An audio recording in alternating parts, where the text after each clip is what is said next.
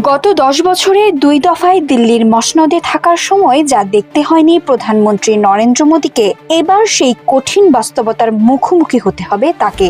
শক্তি ক্ষয়ে দুর্বল হয়ে পড়া বিজেপি ব্যর্থ হয়েছে একক সংখ্যাগরিষ্ঠতা অর্জনে। তাই পরনির্ভর নরেন্দ্র মোদীকে এবার ভরসা করতে হচ্ছে জোট সঙ্গীদের ওপর। আর এই সুযোগ পেয়েই এনডিএর শরিকরাও নানা দাবি দাওয়া নিয়ে হাজির হয়েছেন দিল্লিতে। কেউ হতে যাচ্ছেন স্পিকার, কাউকে প্রস্তাব দেওয়া হচ্ছে উপপ্রধানমন্ত্রীর। বেশ কয়েকটি দল থেকে মন্ত্রিসভার একাধিক সদস্য করার দাবি উঠেছে। এত দাবি গ্যারাকলে আটকে পড়তেই হচ্ছে নরেন্দ্র মোদীকে।